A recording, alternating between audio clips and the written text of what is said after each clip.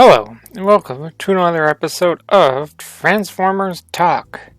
Yes, it has returned even though I was going to end this series, but I still love to collect Transformers figures, so I'm going to continue talking about new figures, and that is why I am here. And what this episode is all about is new and upcoming Transformers figures. Let's get right into it. We're going to be talking about stuff for Transformers Kingdom and for Studio Series. Starting off with Transformers Kingdom, with the first one being the Deluxe Class Air Razor. At least, I think it's Air Razor. Look, I've said many times, I don't like Beast Wars, and so I know literally nothing about its characters beyond like 3 or 4 of them. Anyway, I really was not going to show the Beast Wars characters for Kingdom, but here I am showing them. It's a robot that transforms into a bird that, honestly, in my opinion, the bird mode head looks like an owl head. That's all I can think of to say since I don't really care about Beast Wars and I don't plan on spending $19.99 on this figure. And then we have the Deluxe Class Dinobot. This is one of the 3 or 4 Beast Wars characters I actually know the name of. You know what though? It sure does look like Dinobot from Beast Wars. Still, not something I'm going to spend my $19.99 on. What? Am I supposed to say more? It's a robot that turns into a velociraptor. It looks fine. What else is there to say? The final Transformers figure we have for Kingdom is the Leader Class Ultra Magnus. More like ultra boring. Seriously, this is a very lazily done retooling and repainting of the Siege Ultra Magnus.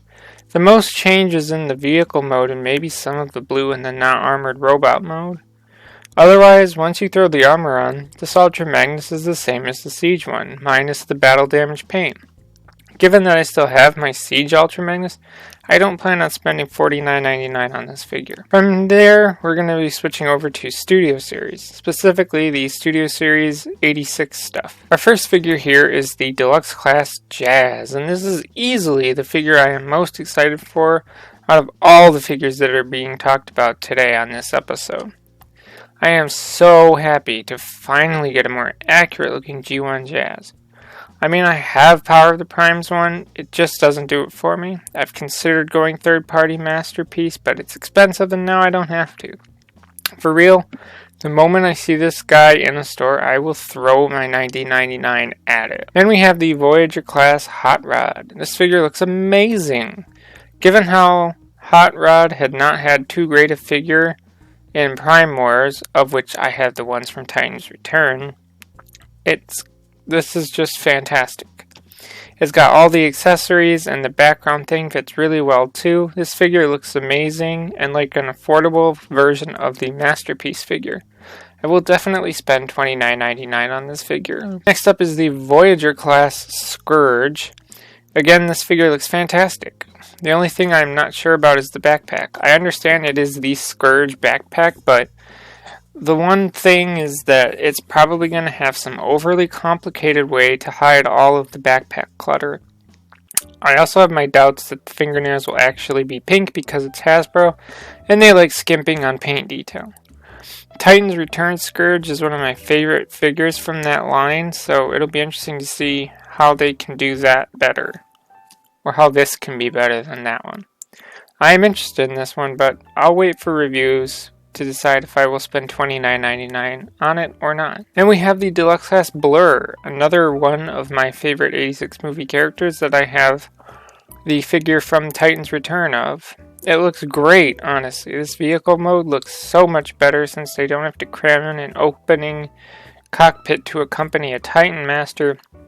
I do hope that the welder thing is an optional thing, but I don't really care if it's not. I would easily give my $19.99 for this figure. Next we come to the Leader Class Grimlock, and man, this is Grimlock.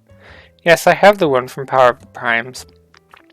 The one that, has the additional feature of having to be a full combiner part.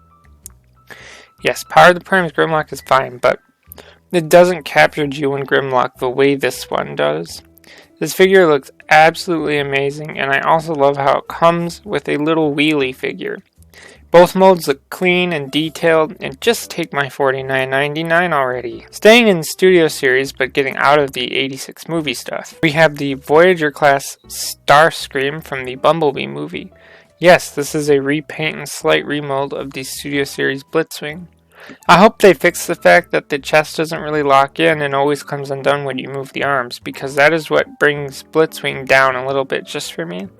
I probably won't be spending $29.99 on this figure. Next up is the Deluxe Class Dino from Transformers Dark of the Moon. Here's the thing with this figure. The robot mode looks great. The vehicle mode looks like a square with wheels. How did they mess this up? Now, I don't see any Ferrari logos on this car, so my guess is that they were not able to make this an officially licensed by Ferrari figure. Therefore, the vehicle mode couldn't be identical to the real car for the film. So they had to change it to look sort of like the real car while not being identical. Still, it's nice that we're finally getting an official Dino figure, even if the car mode is kind of crap. I, however, will not be spending $19.99 on this figure. Next up is the Deluxe Class B-127 from Bumblebee. This is a straight up repaint of that Cliff Jumper figure I didn't buy. Look, we all saw this coming, so it's not a surprise, and it doesn't look any better or worse than Cliff Jumper. It still has a large and awful backpack, and it's what number Bumblebee figure of this year? I'd rather get the Earthrise one if I could ever find it. I'm definitely not spending $19.99 on this one. Now for the last figure we have, it's not Studio Series, Kingdom, or Earthrise. This is something different. This is another goddamn crossover figure, which is why I saved it for last, because honestly, in my opinion, it's about the worst one. It's the XMen Jet, but it's a Transformer called the Ultimate Expanse. So creative. First of all, what the fuck kind of name is that? Now, when I look at this looks almost like it's based on Studio Series Jetfire, but I could be wrong, I probably am wrong. Now, I really, really hate the X-Men movies, minus Logan. They were awful movies, and no, I've never read a single X-Men comic book, nor have I ever wanted to. You know, it's not like reading or watching Avengers movies actually made me want to read some Avengers comics. I never had that with X-Men. Now, I'm not going to say anything about its colors because I know those are the classic X-Men colors, blue and yellow. However, translucent pink effect parts do not go well with the majority blue and yellow. Also, why does it only come with Wolverine and I don't know who that other guy is? The nemesis to Wolverine. It just seems like they'd include some other X-Men characters with your X-Men Jet guy. Either way, I won't be buying this. I have a feeling that this crossover figure, it's not going to carry the same nostalgic weight that the Back to the Future and Ghostbusters crossover figures have, so I don't think this will sell as well, and I kind of think it was a bad idea on their part, but that's just my opinion. So there you go. We're all caught up for now on new and upcoming Transformers figures. That's all I have to say, so if you had other conversation, leave a comment below. As always, thanks for listening, and goodbye.